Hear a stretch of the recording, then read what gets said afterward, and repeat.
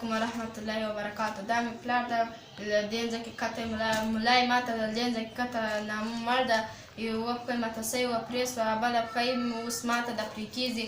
او موږ چې دا کور ده په کرایه مې نیولی، نه موږ چې د خرچې ورپسته، نه د کور د کرایې ورپسته، او نه د تداوي ورپسته. د الله په نوم موږ سره مدد وکړئ چې دا بابا مو پښه ده کټ کلا یې ور جوړه کړو چې جوړ شي. د الله په نوم موږ سره مدد وکړئ. که څوک موږ سره څوک هم نه لرو، یو ورور هم د هغه هم که موږ سره څوک مدد کړي په دې نمبرو دې زنګ راووهئ 03 1 0 2 شپږ 5 0 9 شپږ. دا مو نمبر دی. سلامونه قدرمنو، نن د یو ډېرې مجبورې کورنۍ ویډیو در سره شیروم. هغه یو کس چې ملا یې ماته ده، دوه درې اپریشنونه یې سوي دي، یوه پښه یې هم پرې ده، دا بل هم ځینې پرې کوي، په جای ناسته معذوره دی. د افغانستان اوسېدونکی دی، په کراچي کې ژوند کوي، خاص د دې لپاره دلته اوسي چې خپل علاج وکړي. یوه یې دغه ماشومه لور ده او یو یې دغه ماشوم بچی دی. خامخا به مرسته کوي. که څوک مرسته نه سوی کولی، هغه د ویډیو ډېره شیر کړي او داسې چاته به ورسېږي چې یو سړی به د دې ټول مسلې او مشکلات حل کړي.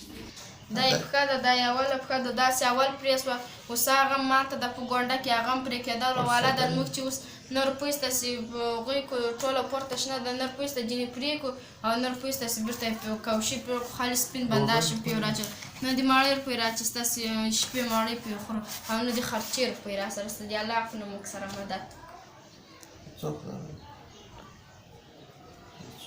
پټي دلته راغلي وروره جان ده، یو مې بچی ده وړوکی ده، د اووه کلو ده، یوه مې دا لور ده، هغه مې کور والا ده، حمله مې څو اندازه باندې ماته ده.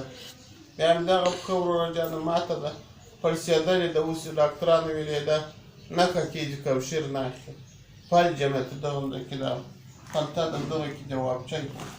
دغه پښه مې ماته ده پروسه کال عرق کړه، دلته یې راره کړه یې نښه کېږي.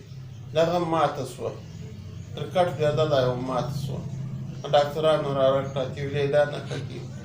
اوس دومره پښو کې نه لرو چې 2-3 زره روپۍ دغه بېکاره کور نیولی دی، دغه 3 زره روپۍ زه نه شم پیدا کولی. پاس هم راباندې څڅېږي کته دخون، پاس هم راباندې څڅېږي کړي.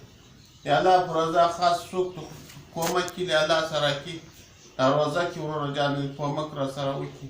دغه یې ما آی ډي ده، دغه ما نمبر دی وروره جان، که پوه شوې چا دې دغه نمبر راکړی وای ته دې کور او بس خدای په امان شي.